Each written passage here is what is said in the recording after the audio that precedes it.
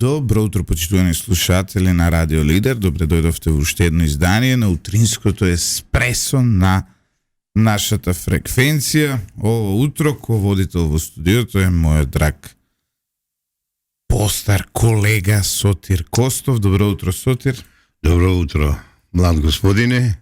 Любчо Златев, нека ни е честит патерицата на празникот, борбата на револуцијата, 23 октомври.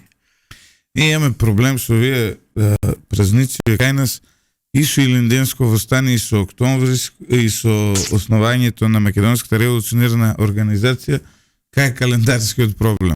Ние ги славиме како што се случиле по јулијански календар, а ги имаме пребацено на Григоријански календар. Иначе Македонската револуционерна организација не е, значи, на ден, на вчерашен ден. Па нека исправат надлежните, нека исправат.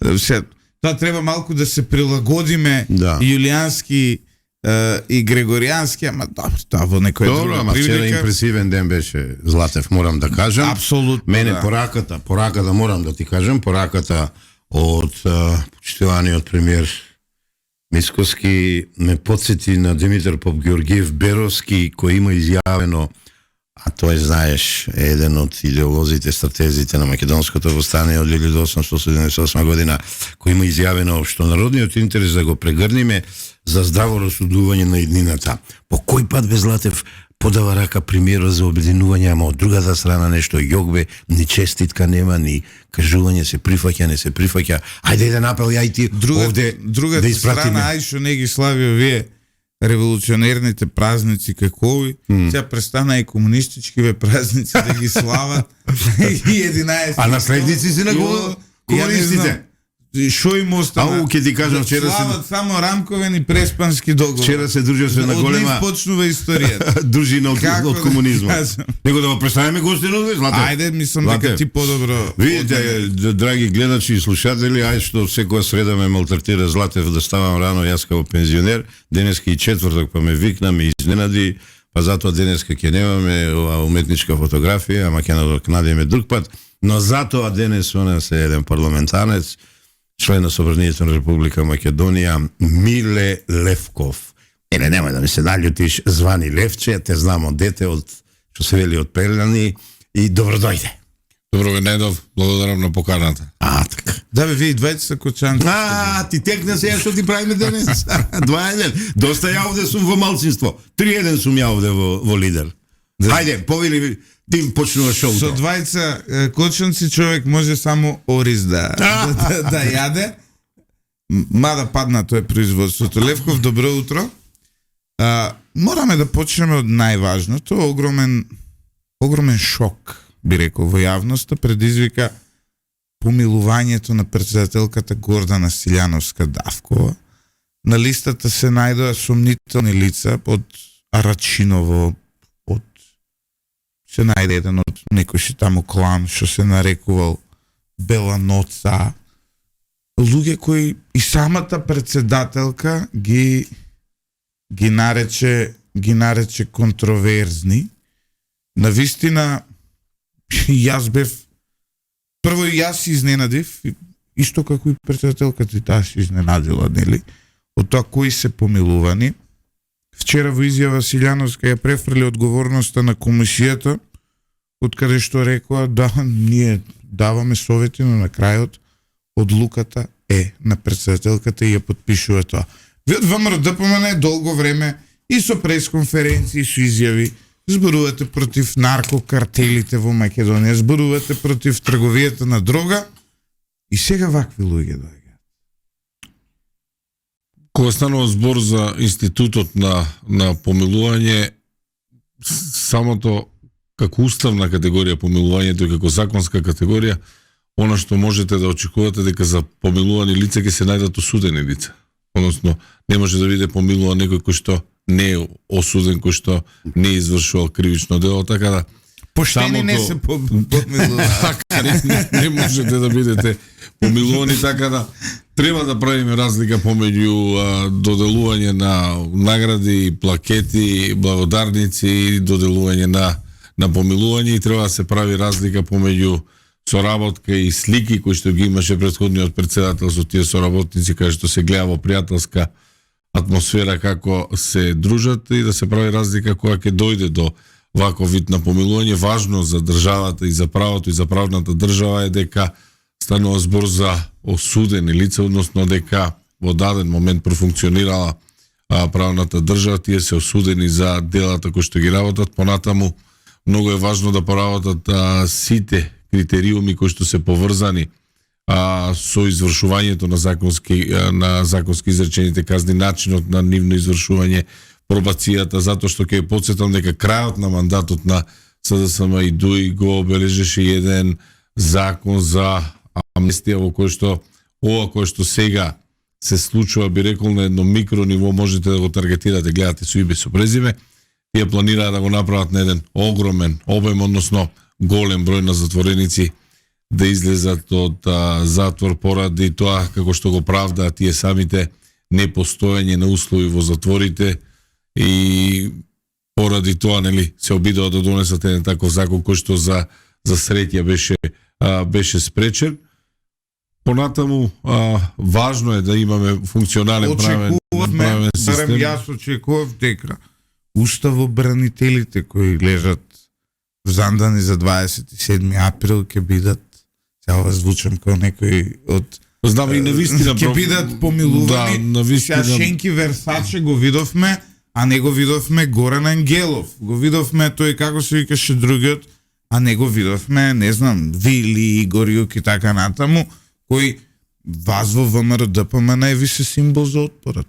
Многу е проблематично затоа што тие луѓе бараат правда со самиот чин на помилување, се признава дека се виновни. Јас лично верувам и тие самите посекуваат повторување на постапката во која што ќе се докаже дека во Македонија, за жал, една од последните држави во Европа во која што има политички затвореници и ќе добијат правда наместо милост. Ајде да кажем некој извори силата? Слободно. Добро, со право актуелно прашање. Јавноста секој пат сака некои контроверзи. Ама сега ќе зборува пензиониран правник 40 години пракса правна, шо адвокатска, шо обвинителска, шо меѓународно право, цивилно воздухопловство. Вака се значи. Државата кога го брани својот суверенитет, интегритет и идентитет, има превентивни мерки и има репресивни мерки. Како што и во еден дел добро истакна Левков претеникот, кога осудуваш луѓе, дали на големи казни, дали на средни, дали на мали, дали условени, за затвор се мисли, дали парични, се покажува репресивниот лик и дело и лице на државата. Но државата има и хумано лице. Без разлика кој што какво дело направил, то сторител е човек. Секој има права на исправање на грешката, секој има права на втора шанс. Околу појавувањето на хуманиот лик на државата има недоразбирање во широката јавност. Експертската помалку или повеќе, еве гледам и дел од законодавната, ја сваќаат работата. Златев, имаме аболиција, имаме амнестија и имаме помилување. Помилувањето еден вид е најнискиот степен на овие три правни мерки за ресоциализација на оние кои сгрешиле, за ресоциализација на оние кои се огрешиле со законот, уставот и така натаму. Јас видов дека се помилувани делумно, целосно помилување не видов вчера, и тоа јавност треба да знае, се работи за месеци и се работи од ефективна казна ставање во условна казна. Друго е прашање мојот лич, се ова го кажав принципиално оно колку мене ми фаќа правната експертиза. Тука завршувам со тој дел. Со личниот дел, јас лично мислам дека ако се работи за луѓе од наркокартели, треба да сме рестриктивни, а ако се работи за криминалци од друг вид, од оние полесните дела што мнозинството од овие помилуваните се, треба да бидеме полиберални, бидејќи стварно затворите ни се пренатрпани, Велики околу 3000 луѓе чекаат да влезат во затвора, веќе се осудени и ај сега што да правиме, значи. А во овој дел го завршувам мојата мини кроки експертиза. Не сум јас обичен во случај, бидејќи сум правник, посматрач и немам баш некое осудувачко мислење за ова што се случи. И да не заборавиме, големите празници постојат државата да покаже дека не е само аждаја, туку дека има и лик на хуманист. Од Арачиново постојано. Така е сега, јас сум како тебе истомисленик. Знаеш, наклонети. Добро. Едно да златите замолувам као биг чиф на лидер. Ајде една специјална емисија за луѓето од 27 април, па една ретроспектива да ти направам ја од 17 година до сега кој што све сме направиле заеднички ние македонците за овие луѓе, а малку сме направили бидејќи не се на слобода, па да видиме што е разликата меѓу овие помилувања и како што рече пратеникот Левков, луѓето кои бараат еден вид повтарање на кривичната постапка, или да се најде некој херој обвинител, а не се караат меѓу нив сега таму кој на кој што му наредил БЗЗ да поднесе барање за заштита на законитост и луѓето да бидат повторно судени и да излезе правдината на видело. Значи они бараат правда, они бараат вистина за тоа што се случи на 27 април и така да и јас се согласувам дека они не би требало да ги гледаме низ призмата на помилување, него едноставно да видиме што е со аболицијата, што е со амнестијата, која на многу росписки начин селективно се направи пред толку години, прости ми, гледам одма реагираш, ама токму така законодавецот тогашен тоа го направи и уценуваше луѓе да гласаат против уставот и против националните и државните интереси и те замолувам во една од следните среди, денеска сум ја гостин четврток е, да направиме емисија посветени за тие наши македонци и да дадеме придонес да се сконцентрираме на затворените луѓе кои добија драконски казни за дело што не го сториле. За дело што не го сториле, тоа е терористско загрозување на уставниот поредок и безбедноста. Енде. Левко, вие сте сега пратеник на владеачката партија. Во собрание нормално имате притисок од опозицијата. Кои се темите кои во моментов, затоа што не следам, извинете, вака собрание многу, за кои што опозицијата најмногу изабележува на власт? Па и нема конкретни теми во кои што би рекол дека опозицијата најмногу изабележува на власта.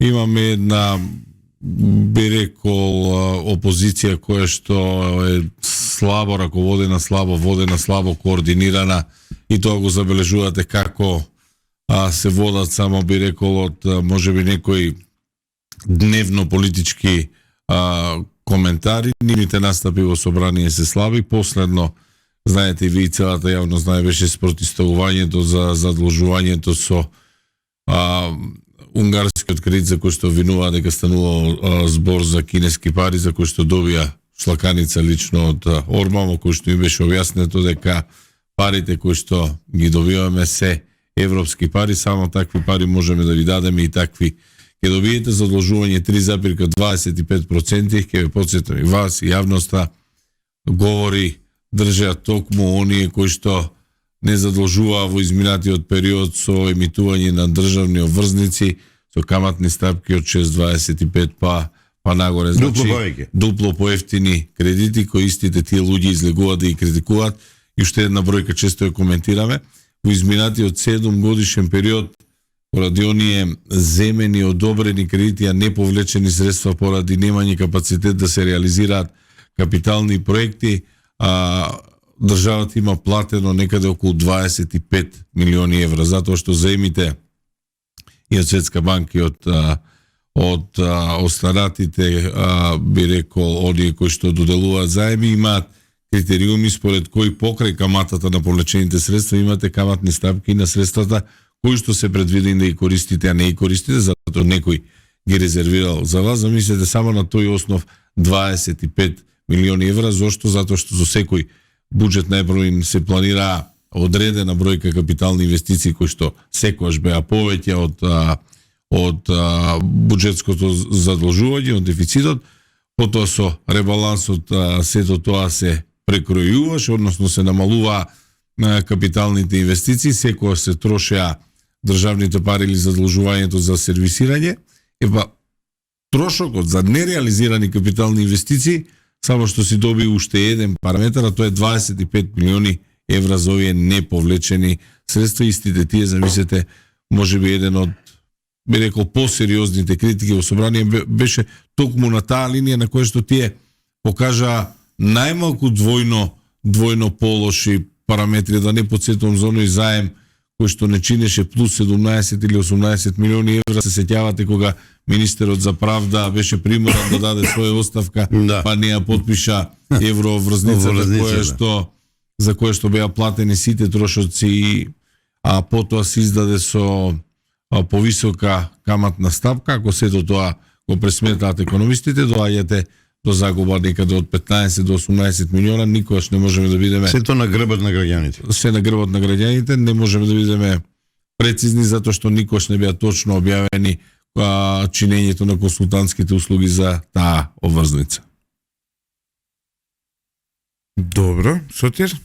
Види, ја денеска би сакал, почнавме со интересни теми за јавноста.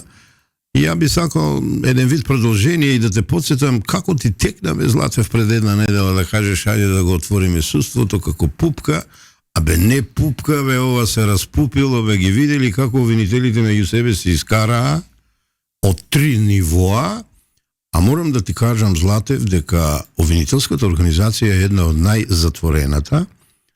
Значи, се уште ги има, таму психологијата е од комунизмот, социјализмот, и дека постои едно мислење дека обвинителите си го чуваат грбот, едни со други се бранат. Се замисли во јавноста што излегна Левков. Државниот јавен обвинител Коцевски го викнал на пеење, така се вика тоа во обвинителството, шефот на висшето јавно обвинител. И му рекол: предметот за специјалните јавни обвинители што го води тој обвинител мора да биде позитивен, т.е. да се отфрли кривичната пријава, за да не се обрукат специјалните јавни обвинители кои сега се инфилтрирани во сите обвинителства и на сите нивоа, и ВМРО, пази, нагласил, никако не смее да добие странка на оштетен, таму се вели. Исто кажува нешто слично и обвинителот што го работи предметот, и кажува: тој што треба да ме заштитува, фактички ми ја трга таа заштита и ме напаѓа и ме уценува. И сега сето тоа го негира јавниот обвинител, а пазете, шефот на висше јавно обвинителство, албанецот, како е Хајредин, не знам како се викаше, Хајрула ли, така некако, си направил службена белешка што е метод на работа уште од пред 30-40 години, и сега ја кажува, ја обелоденува и кажува: еве, ја од средбата имам службена белешка, го повикав предметниот обвинител, му укажав и кажа: не дозволувам никој да ми се меша во обвинителството, во работата. Овој се правда со некако си контрола што ја пратил. Контрола да се праќа, не е правда оправдување дека немало толку години. Мора да има контрола. Ама знаете ли контрола како се врши? Каде се предметите? Зошто се во фиоката? Зошто толку долго не се работени? Зошто сме неефикасни? Зошто јавни обвинители не оделе по 10-11 пати поред не се појавувале на некои судења и предметите застарели и така натаму.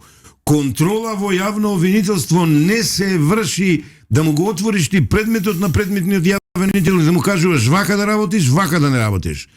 Порано, кога беа заменици јавни обвинители, тоа беше до негде можно. Сега, кога секој обвинител има свој интегритет, своја независност во работењето, а повисокиот јавен обвинител не може да се меша и таква контрола да врши материјална, и јас, како искусен правник, поранешен адвокат и обвинител, кажувам дека созреа условите јавниот обвинител на Република Македонија да си поднесе оставка, бидејќи ова што го направи е неетички, неморално, непрофесионално и одскокнува од праксата на фелата позитивна, позната на Злате, гледаш ова будење како е. Ти дури ова време станаш? Дури ова време.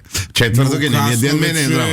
Значи, јавниот обвинител сам си ја запажи манџата, нека не се вади дека некој го напаѓа политички или било што, покажа целосно непознавање, или пак лош карактер, наметнување на лажен авторитет врз обвинителите кои се обидуваат колку да го имаме од се ова обрзот обвинителски да го исчистат.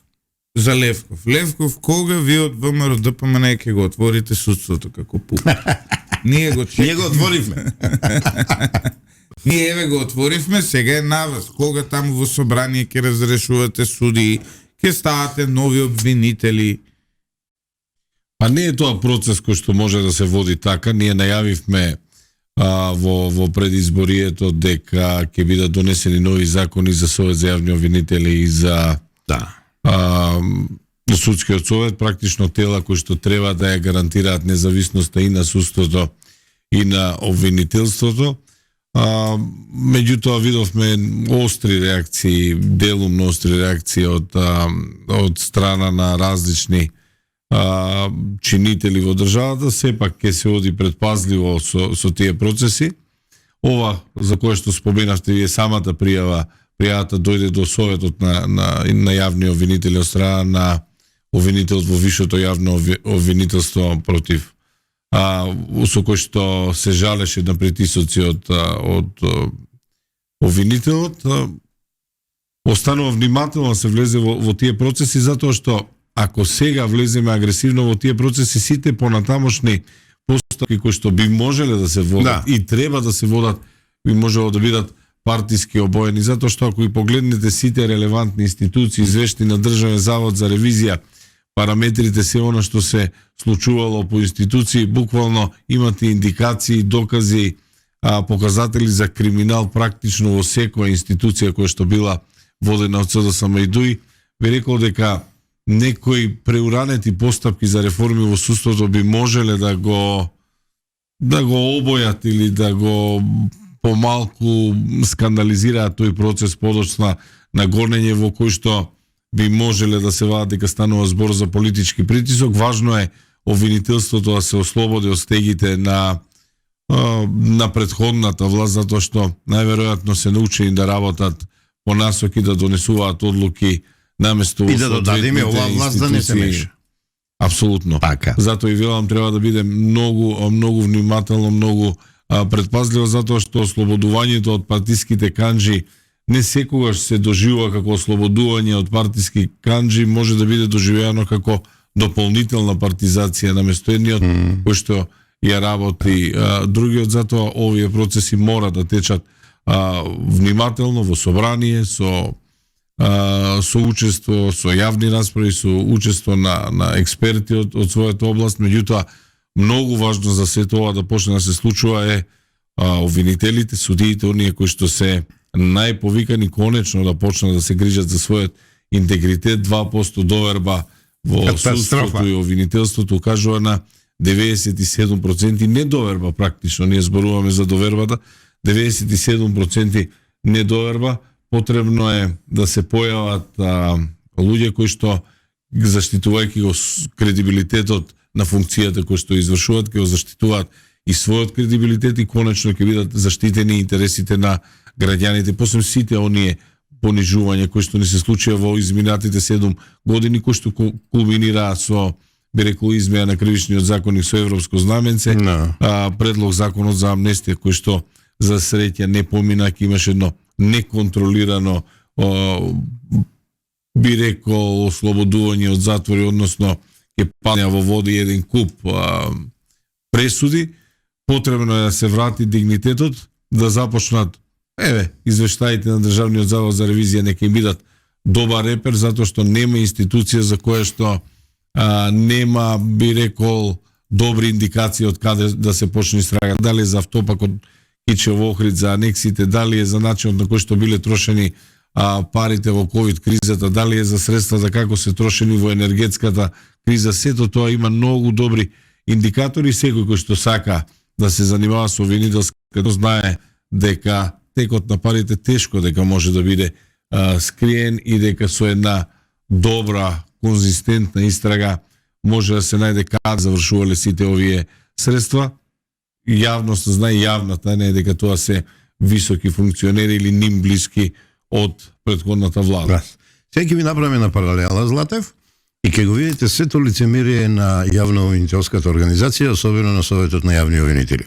Се сеќавате ли како падна ова шарената обвинителска, ја шо велам, сега кај Ландов гледам даваше некое, како и беше име? Вилма, русковска.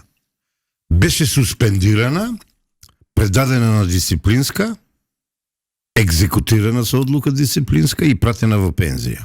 Зошто? Затоа што отишла, они велат не најавено, ама не мора и да биде најавено кога се бара траги на кривично дело во каде беше она по финансиската полиција да проверува дека наводно се криеле траги на предмети во финансиската полиција. Ајде сега да го видиме Советот на јавни обвинители, дали ќе го суспендираат републичкиот обвинител, дали ќе му поведат дисциплинска постапка и, да не преюдицираме каква би било одлуката. Ако имаат, да не кажам што болс тоа да го направат, ја ќе дадам еден лайк за нив. А ако тоа не го направат, сега кажувам дека тоа е врв на јавно обвинителско лицемерие. За едни маќја, иако ја немам намера да ја бранам таа Вилма, русковската ни зацрни толку луѓе од 27 април и не само тоа и други предмети. Има уништено јавно обвинителски, не се покажа као добар јавен обвинител, ама за неизе ќе сме репресивни, а ќе му се плашиме на јавниот обвинител што сгрешил и отишел, а тој прво викнал на пеење понизок јавен обвинител, а потоа отишел да каже како се работи. Еве сето лицемерие на јавните обвинители. Општина Струмица го напушта ЗЕЛС. Се дели од Македонија Струмица, независност прогласува. Тоа е некоја нова началникот на Струмица техника. Костадин Костадинов најави дека денеска ќе испрати допис до заедницата на локални самоуправи ЗЕЛС дека општина Струмица излегува од ЗЕЛС. Со огромна грижа кон народот на моја Струмица. Уште на моја е твоја може куќата да е татко ти мајка ти што ти оставили. Утре ќе спремам и официјален допис. ЗЕЛС неа заслужува партиципацијата на Струмица, го напуштаме ЗЕЛС со целата одговорност, обиди за соработка, партнерски однос. Доволно е, напише на социјалните мрежи струмичкиот градоначалник Костадин Костадинов. Нова одлука претходеше објава во која струмичкиот градоначалник остро ја осуди одлуката на надлежните институции да биде продолжена забраната за користење на вода за пиење во општината. ЗЕЛС тоа нема поима, нема врска со тоа. Тврдам, а потоа тоа ќе бидат и резултатите кои ќе бидат објавени дека водата е исправна и хемиско физичкиот состав и микробиолошки, посочи Костадинов и додава дека некој скапо ќе плати некој за оваа фашистичка операција врз Струмици и струмичани. Тој исто така најави дека наскоро ќе се дознае вистината и за водата, но и за сите притисоци врз инспектори, врз вработени во ИАЗ, само за да не кажуваат јавно резултати од истите не се во прилог на политиките на министерот Цветан Трипуновски. Ова е паметно, може да го викнеме другата недела и Цветан, па и Костадин, зошто да не. Ова е еден од најголемите скандали во Европа за повреда на човековите права, за уставните права и слободи. За мојата Струмица компромиси немало, нема и нема да идба. Нека ви е ова слогани за избори мене мислеат. Ама не, знаеш... Не, ова е лош знак, Злате. Ова доаѓа по обвинување, претходно, нели, Струмица е една од општините која не доби поддршка од овие унгарскиве кредити. Левков, може ли да очекуваме дека Струмица сама ќе тргне кон Европската унија? Без нас. Пеш по Европа. Без нас. Пеш по Европа. Не, ќе ви кажам, ова е лош знак. Ова е знак, ова е кликот Дуи што го чека. Дуи го чека овој клик. Ова има позадина. Ја тука го гледам Зеколи, во позадина Зора Заев го гледам. Значи, вакво нешто му оди во прилог на Дуи, да ви кажам. Прво, да разјасниме, ниту еден инспектор, ниту една институција, од тие што ги наведува градоначалникот на Струмица, не се под ЗЕЛС. ЗЕЛС е заедница на општини и град. Значи, они нека одат против државните институции, нека ако имаат проблем со Министерство за земјоделие, нека ги напаѓаат. Кривични пријави нека пуштаат. Што има врска с ЗЕЛС со Али Цветан луѓе, Трифуновски. ова ми текна на теута која бараше регионално реорганизирање на албанските општини, поврзување со Косово и Албанија. Ова мене ми Ти бзди. мириса на заговор. Гледаш, ти мирисе ја бзди. Something stinks, ел. Па ја за тоа викам Сега, за сами сега кон толку, Европа ќе од одат. кога ќе го проучиме, бидејќи ова ти ни го кажуваш во ексклузива, ќе си го даеме своето мислење во мојата емисија во среда. Не во четврток. Се зафркавам. Нашата емисија е на слушателите. Па не, мојата струмица. Левков? Пази, продолжуваат во познатиот манир. Едноставно, секогаш ќе ги видите нив наспроти институциите, не признаваат ништо, тие се институциите, тие представуваат се. Добро го анализираше тоа моја струмица, ако имате проблем со надлежните институции, има место каде тоа се разрешува, ако имате спор помеѓу две институции, влада, ако имате недоразбирање, можете да покренете судски постапки, имате вештачење, супер вештачење и други механизми како да се докаже дали тие анализи се добри, дали не се добри, дали се тенденциозни. Останува фактот дека она кој што го преземаат секогаш е водено од нивни лукративни цели, затоа нема доверба, затоа добро рековте, бзди секогаш сме научени на некоја подзадина кога станува збор за вакви политички одлуки, токму на оние кои што беа, би рекол, најактивни, највклучени, најблиски со идеологот на социјалдемократите, идеологот на сето она што не се случува, како што рече на почетокот на емисијата, ги напуштија сите празници, освен оние кои што се поврзани со Зоран Заев, што да очекуваме од Костадин Костадинов повеќе. Или помалку. Знаете, но ова што импликацијата која ја кажа Сотир дека нова буквално чека Дуи, дали очекувате дека можеби сега ќе почне на тоа пола на шега ми беше струмица сама ќе тргне кон Европската унија. Овие луѓе досега неколку пати покажаа дека не бираат кон какви механизми постапуваат, уништуваа фамилии со бомби, уништуваа фамилии со затварање на недолжни луѓе. Апсија градоначалници на ВМРО. Уништуваа фамилии, како во мојот случај со незаконско следење со години. Така. Уништуваа фамилии со тоа што ни ги блокираа, нели, ни го блокираа секојдневното живење. Јас од овие луѓе нема да ми изненади утре да дочекам дека тие Струмица и Западна Македонија ќе се цепат од Македонија благодарение на овој договор, нели? А тоа е затоа што нема одговорност. Затоа ние коректно настапувавме во првиот дел од емисијата, меѓутоа ако има одговорност, ако се викнат на одговорност за сите злоупотреби кои што ги правеле, ќе биде многу подруга приказна, зашто не ги секојаш се работи, секојаш се работи. Затоа што ние како политичка партија или како власт можеме да алармираме, можеме да повикуваме на одговорност на крајот на денот, можеме да ги направиме и соодветните промени, меѓутоа пак ќе повторам, тоа мора да биде внимателно, затоа што имаме поделба на власта, законодавна, извршна и судска, онам од каде што треба да потикне обвинителството, затоа и кога тргнавме на избори, рековме ослободување на институциите од притисоците. Не е ворете едни притисоци да бидат заменети со други притисоци, затоа е повторно повикуваме се додека има неказнивост, култура на неказнивост во државата, се до тогаш ќе се однесуваат онака како што се однесуваат, и СДСМ и ДУИ не можат да се свестат и да се помират со фактот дека се во опозиција, така да тоа се луѓе кои што се подготвени на се. Одиме со кратка пауза за реклами. Пред рекламите, јас сум неверојатно изненаден. Прва вест на Тајмк ово утро е ставот на ТМРО за помилувањето. Ставот на една политичка партија која никогаш не била парламентарна, во овој момент во 9:10 наутро во четврток, првиот работен ден по вчерашниот празник, најбитен е ставот на ТМРО. Верували или не? Тајна или терористи? Не. Удбашка. Се враќаме назад во студиото на Радио Лидер, почитувани слушатели, со нашиот гостин Миле Левков со В. Со Ф. Левков. Ф како фудбал. Да. Франција. Како Франција. Ф. Феферони. Грешиме В, грешиме С, Ш. Златев, Ке мора да ми даеш 30 секунди. Доблесно е да се извинам. Минатата среда кога го отвори ти судството наше како пупка, па тоа расцвета и прецвета, еве не потврди праксата дека почна да се боксираат меѓу себе обвинителите, сум направил една грешка во тие 5 случаеви што ги обелоденував и најавував како големи судски срамои.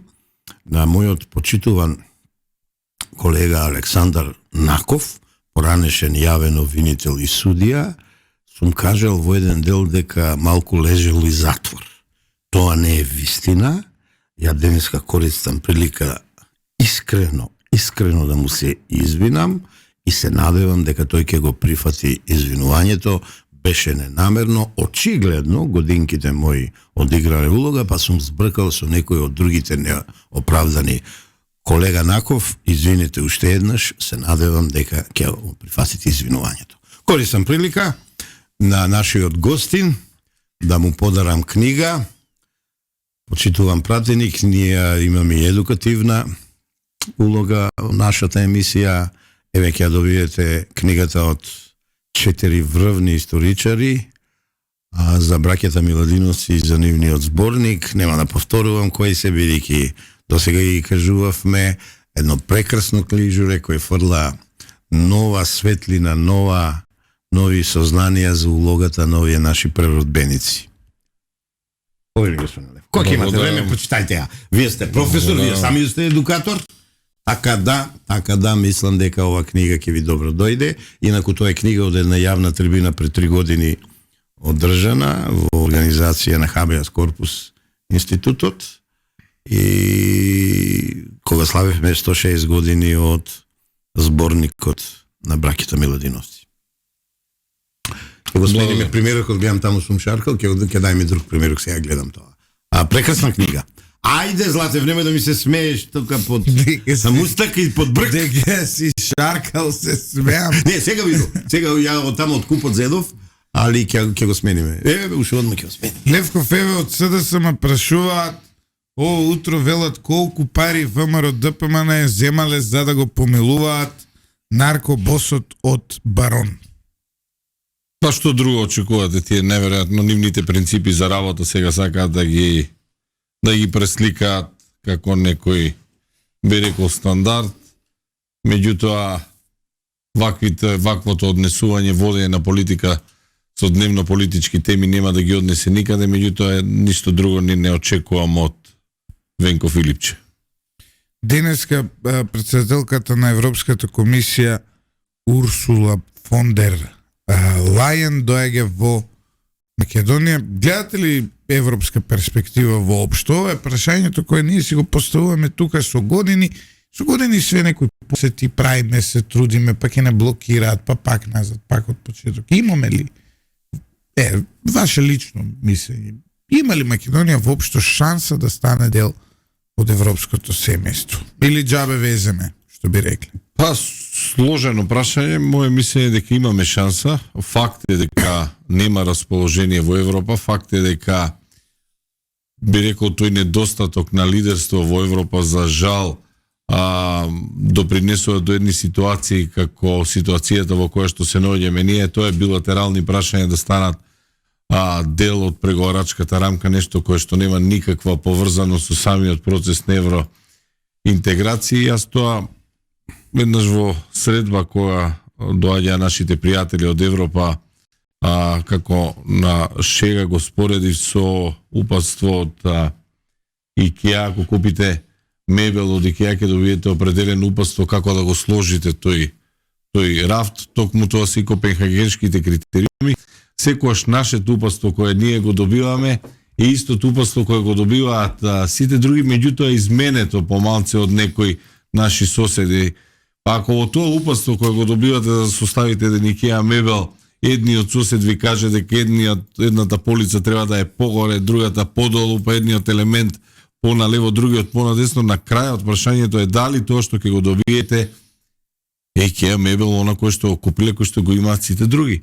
Ако за сите други држави важат копенхагенските критериуми, зошто за нас би важеле правила кои што се билатерални? Меѓутоа тоа е би рекол комбинација од недостатокот на лидерство во Европа и недостатокот од лидерство внатре во државата, односно евроинтеграцијски процеси кои што ги водеа СДСМ и секојаш за лични интереси, секојаш позади затворени врати, еден процес кој што се обидува да го приватизираат, па сега обвинуваат што се случило. Ова кое што гледаме само последица на нивното непринципиелно договарање. Не може одредени протоколи кои што ги договарале Зоран Заев и Бојко Борисов да ни донесат било што добро, и тоа го видовме за жал со раздвојувањето на Македонија и Албанија. Меѓутоа сега имаме еден нов пристап од оваа влада и од премиерот професор доктор Христијан Мицкоски, еден проактивен пристап. Видовте еден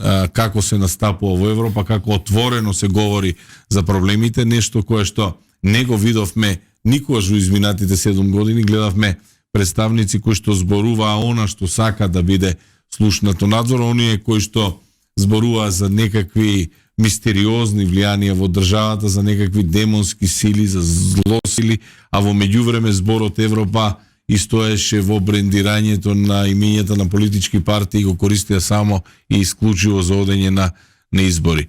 Проактивен, искрен однос со нашите пријатели, затоа што имаме пријатели во Европа, избегнување да бидеме мета на балкански, би рекол, приказни кога станува збор за време на избори, повеќе мудрост кај нашите политичари, повеќе лидерство во Европа и повеќе реформи во Македонија. Со сигурност ве уверувам дека ќе резултира со наше полноправно членство во Европската Унија.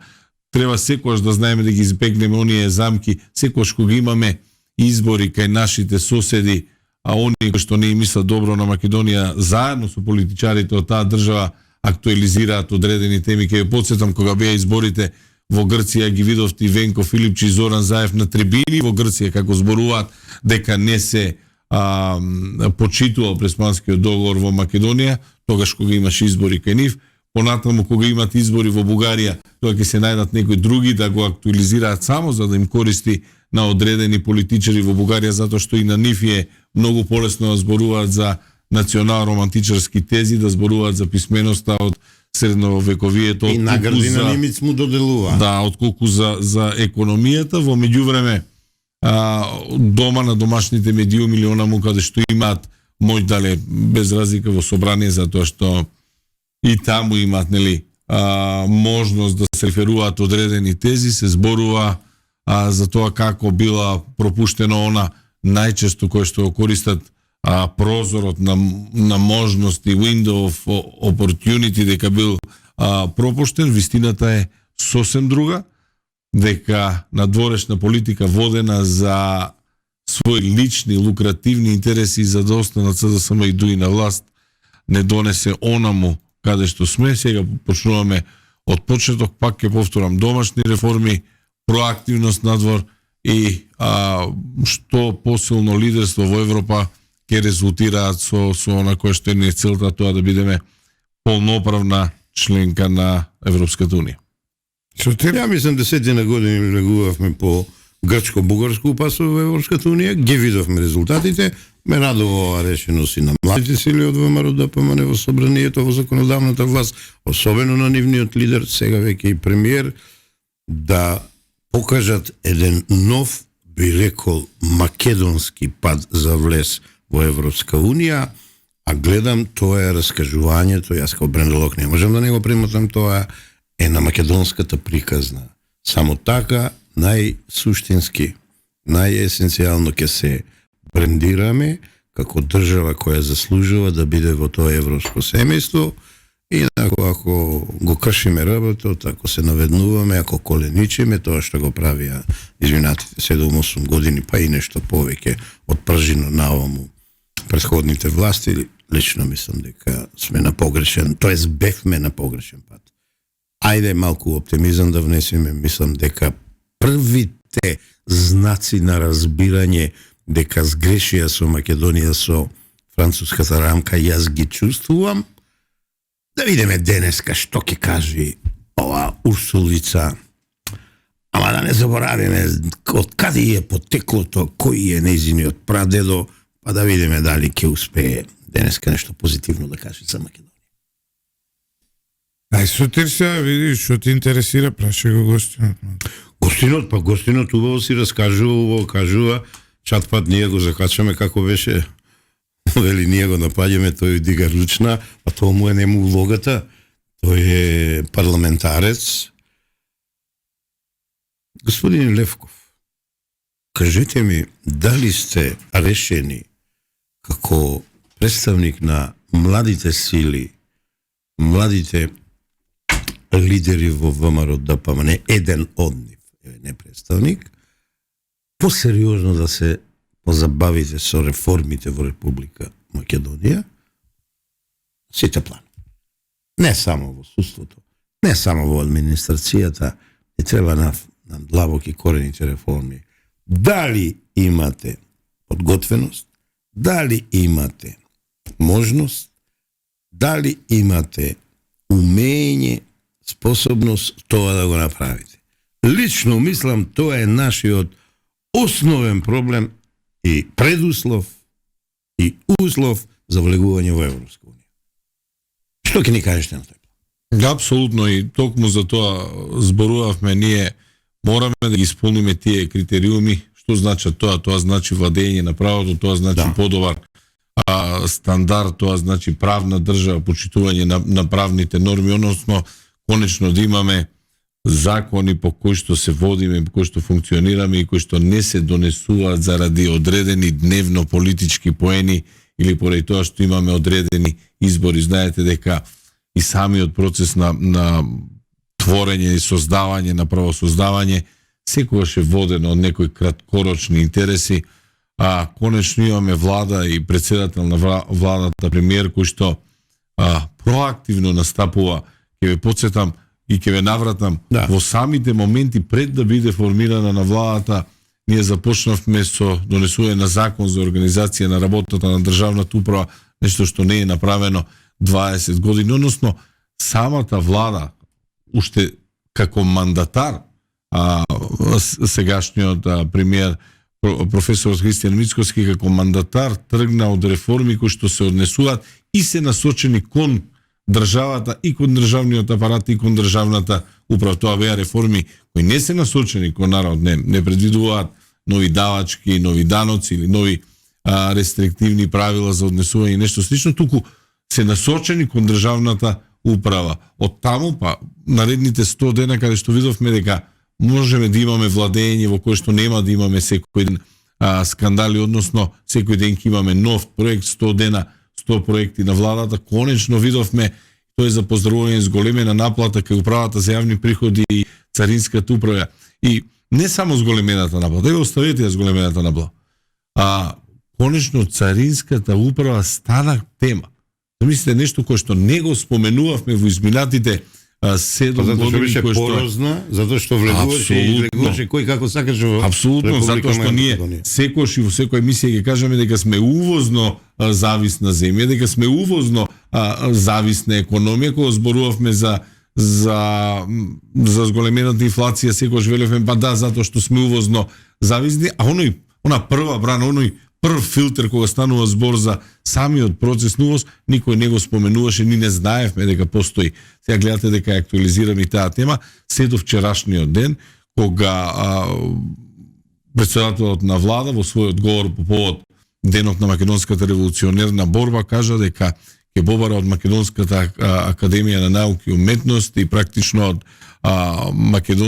македонските професори, од македонските научници да изработат стратегија за развој на Македонија до 2050, нешто што не се прави кај нас, затоа што и така започна секој законско решение, па и подзаконски правен акт се донесува лукративно во интерес на некои групи, нешто што ќе важи неколку месеци, можеби некоја година потоа се променува X такви примери, имаме закони кои што се донесуваат па се менуваат, меѓутоа кои што ќе направат една стратегија и многу важно, барем јас така го оценив неговите зборови, пошто ќе барам партиски консензус за ваквиот начин на развој на државата, нешто што не ни се случуваше во изминатите 7 години, како опозиција само критикувавме, никогаш ниту еден наш предлог не беше прифатен, или ако стануваше збор за огромен број на поднесени амандмани како што е буџет или ребаланс на буџет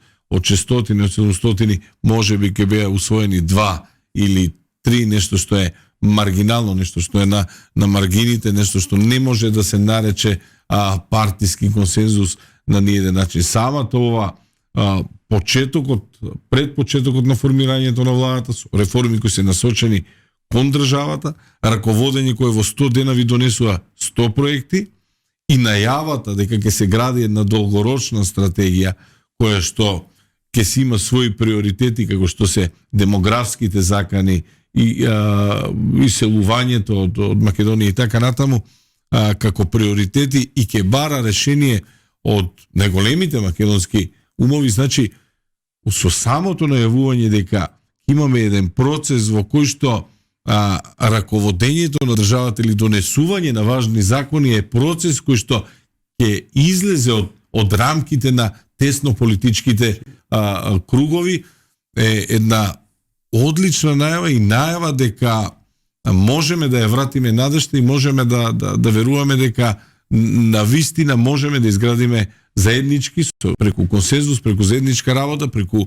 почитување на оние кои што творат, кои што создаваат, кои што знаат како треба, дека можеме да создадеме едно општество во кое што политичката и етничката припадност ќе престанат да бидат професија практично во Македонија. Еден од позитивните настани кои што е случај во таа насока дојде од Уставниот суд со тоа што се добија почна да работи по иницијативи и да ги третира.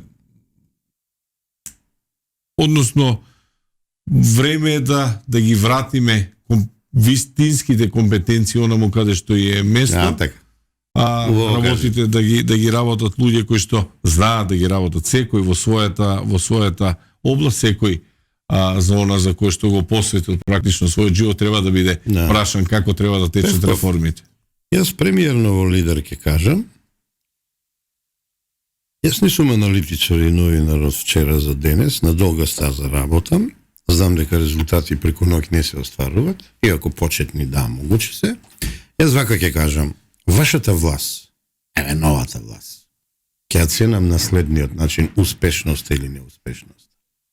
Ако за 4 години изградите национална стратегија за Македонија, нешто што Македонија го нема 33 години, а сите околни држави го имат, и нешто што вчера го кажа премиерот Мицкоски, тој повеќе акцент даде на економскиот, социјалниот развој, а ја би рекол општо земано стратегија државна.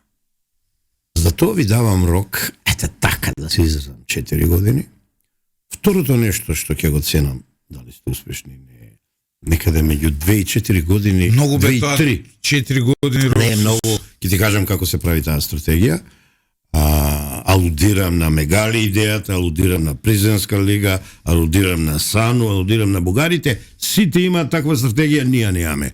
Тоа треба плејада научници да седнат, да бидат задолжени, да работат, Македонија да биде во следните 300 години. Стратегија за демографски развој, Левко. Како беше насушно ни е потребно, како леп. Ни одат младите луѓе. Ако не се лажам, вие сте професор. Ги воспитувате, им давате презнаење и знаења, и кога треба да покажат во било која област, тие си заминуваат. Да вратат на Македонија, тие не напуштаат. И третото, јас сум длабоко убеден дека ова држава може да живее од земјоделие и сточарство. Имам видено една студија француска за тоа дали Македонија е способна да прехрани француската војска претходно која пред да се испрати во Прва светска војна, во Балканска прва, втора и така натаму војна, значи некаде точно. Тешки анализи падна. Да, те молам не ме прекинувај. Точно пред 100 години тие рекле да, не само француската војна, него и војска, него и војските на сојузниците. Па ако Македонија можела през те години да биде толку голема житница, толку голема лабораторија за производство на храна, зошто денес да не биде тоа? Го поздравувам министерот за земјоделие Цветановски и му посакувам во следните 2 до 3 години со неговиот тим да изработи таква стратегија. Трипуновски, пардон, се извинувам, да изработи таква стратегија за развој на земјоделието, за сточарството, за лозарството. Ја ви тврдам, заедно со туризмот кој треба да го сега развиваме, а имаме големи шанси, Македонија може од тоа само да обстане. А само приде ќе бидат овие поголеми индустрии, овие што ги обезбедувате инвестициите, кои гледам полека убаво течат и нивната бројка се зголемува. Без овие 3 стратегии тешко дека ќе не биде. Се надевам дека ова ќе допре до вас, до законодавната власт, до извршната власт и дека ќе имаме успеси за од овој момент некаде па до 3-3,5 години, до крајот од мандатот. Ја тоа би ви го посакал, знам дека нешто работите на тој план, ама ве охрабрувам, ве советувам поголема инклузивност да направите со експертите, со научниците, луѓе кои имат докажана експертиза меѓународна, да им дадете шанса, не вам да ви помогнат, на Македонија да ја помогнат. Злате, што галамиш ти сега, што си нешто против моје стратегија, се чујам тебе. Много просто пристрасен си. Така. За Македонија секогаш. Ја више на никој не давам простор, сега ќе треба да се покажат. Така? Значи простор дање, тоа тешка работа. Ти за власта збориш. Па добро, ќе критикуваме. 4 години треба ќе критикуваме. Па затоа и мандатот бе злате 4 години. Не. Затоа е мандатот. Некои имаат 5 години па ништо не прават. Председателските системи. Да баталам тоа. Не била таа работа. Да мамаме секојдневно. Одма. Ич да не се мисли. Сега и тука. Да. Не знам, Златев, ти си као млада снага, ја мене искуството ми учи поинаку. Треба услови. Ајде бе, Златев, да те прашам, засадуваме семе на нива. Одма никни плод. Или имаш правично орање, па имаш длабоко орање, па имаш налевање, водење, наводнување, па потоа жетва. Тоа е проблем. Не бива, Златев. Нашо никако земјава да ја помине враво. Златев, ти си од Кавадарци, не бива буцни, плачка, пи и вино, Златев. Те молам. Левко, вие од внатре вака ги критикувате ли во владата за работењето? Зошто да не? Апсолутно, секогаш кога има место за критики, за идеи. Критиката е многу важна и важно е да правиме разлика помеѓу критика и критизерство. Најверојатно во општеството постепено се изгуби таа разлика помеѓу критика и критизерство, научени да се напаѓа се и се што во секоја различна прилика, дури и критиките кои што ги даваме често се доживуваат како критизерство без разлика, дури кога имате аргументи и факти и бројки, некој доживува дека тоа се напади само затоа што некој ви е политички противник или треба да биде нападнат. Меѓутоа мора да се сложам со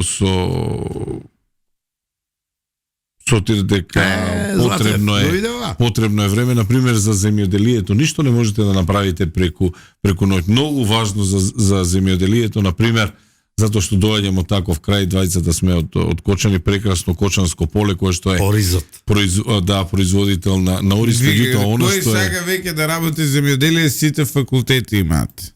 Па ако можат и факултети да работат. Го работат. Познавам такви луѓе во Кочани. Има интерес за работа на оризот, меѓутоа што е важно? Важно е да имате водоснабдителна мрежа која што е квалитетна. Кој погледнете изминатите 7 години никакви инвестиции во водоснабдителната мрежа, никакви инвестиции. И двете најголеми закани, она што е многу интересно, знаете, двете од поголеми закани кои што и се случија на Европа во изминатите години беше енергетската криза и кризата за храна. Чудно е колку тие две закани се поврзани една со друга. Односно, како една со друга се надополнуваат. Ако сакате да имате квалитетно земјоделско производство, особено кога станува збор за Кочанската котлина, кога станува збор за производството на жито во Свети Николе, многу ви се важни да имате водоснабдителни системи, да имате брани, да имате акумулации. Самите тие акумулации се поврзани и со земјоделското производство, се поврзани и со производството на електрична енергија. Меѓутоа, ние за жал, кога влеговме во енергетската криза, имавме едно, рекол, непринципиелно трошење на средства кои што се рекламира на сите медиуми, во кои што велеше владата субвенционира сметки за електрична енергија. Уствари, се субвенционираше недостатокот на производство кој што се требаше да биде произведено од државно поседуваните енергетски капацитети, се набавуваше скап јаглен, се плаќаше скап превоз, затоа што тој превоз беше секојаш поврзан со некои имиња блиски на оние кои што беа на власта, нивните камиони вртеа и ги уништија и македонските патишта, наместо да се инвестира онаму каде што треба да се инвестира, да, обновлива енергија, меѓутоа таа обновлива енергија треба да биде поддржана и од со соодветни потенцијали во акумулациите низ Македонија, така да кога ќе инвестираме, пак ќе се вратам на капиталните инвестиции, кога ќе имаме доволен број на капитални инвестиции, односно, наместо парите да завршеа за непринципиелни набавки, ако се завршеше браната Речени, кој што ќе имаше двојна намена, тројна намена практично, и производство на електрична енергија, и снабдување на вода на пиење, и на Кочани, и на Видица, и обезбедување на вода, немаше да ги имаме проблемите кои што ги има оваа година земјоделците. Например, оризопроизводителите се жалеа на доцниот почеток на сеидбата, сега на крајот сушите ги погодеја земјоделците од Свети Николе, кои што ги обвинуваа земјоделците од Кочанско дека користеле премногу вода за оризот. Едноставно, кога имате недостаток на ресурси, ќе ни се случува тоа што се случува, меѓутоа и двете најголеми закани во Европа, и електроенергетската криза, и кризата за храна, се решаваат на ист начин со инвестиции токму во истата бранша. И за тоа се согласувам дека е потребно време, тоа не се гранки кои што се решаваат од денес. Јас го памтам, Кочанско поле пливаше во вода. Ние и така Кочани и Кочанско поле се поставени на топли води. Пресконференција мучуриште дека биле таа. Не е точно. Емилијан Станковиќ кој тие го претворија во мучурице Кочанското поле, да ви кажам. Не разбра да иронијата. Ги пратиле младо избрани функционери да држат преса. Ова е вистина. Да. Во блеше од Чешино, и кога тргнале да се возат по Кочанско поле, виделе дека е поплавено целото, и кога стигнале викале: видете што ви направи овие, поплавено ви цело поле. А тогаш најдобар беше системот на наводнување, ама некој го уништи. Ја пред крајот на оваа емисија морам да најавам нешто. Целосно се потресив. Така. Меган и Хари пред развод. Кој? Меган и Хари, принцот Хари и Меган. Таа сака холивудска кариера. На принцот му недостасува животот во Англија. Веќе водат одвоени животи. Плюс таа децата не ги давала да ги види. Ама ти историјата на таа фамилија не ја знаеш. Абе, си го однеси во Америка за да си го раководи. Што ти е тебе? Питај постар човек. Злате, морам нешто да најавам, гледам најавуваш крај. Не на овој медиум, ми покажаа на друг медиум, кога се промовираше една книга, еден коментар од некој од социјалните мрежи, тие што се без лице, без идентитет. Јас промовирам книга, и тоа прекрасна книга, а коментарот е вика: ајде бе, Волу, оди си во Кочани, ти ке ни промовираш книги нам и култура.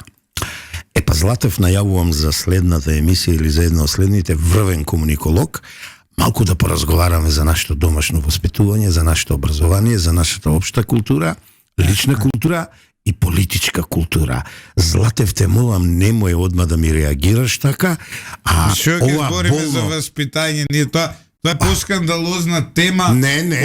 Јас ќе ја терам, по цена да ми дај шуткарта, јас ќе ја терам таа тема. Немој жити се. Ова е жално што се случува. Ој народ е убеден дека они се најдобри, најмили, најдобронамерни, и сега ти ќе им кажеш дека се неваспитани.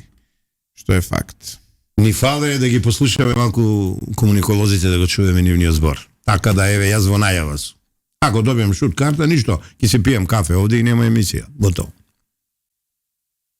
Левков, ти благодарам за гостувањето. Благодарам Прости на ни, поканата. Вака ще играме чат пат пинг-понг со Сотир, тоа ние од Наша навика болка, веќе, наша болка да, ние, ама- прераснато. Праќаме пораки.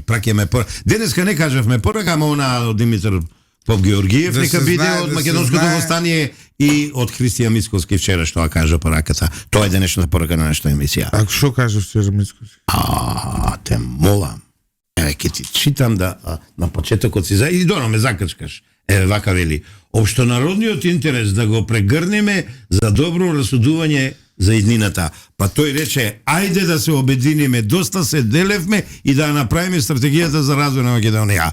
Довидување, господин Златев, драги слушатели Делете и се, гледачи. парчете се, правите што сакате. Ова е демократско општество. Општество, добро, Златев, добро.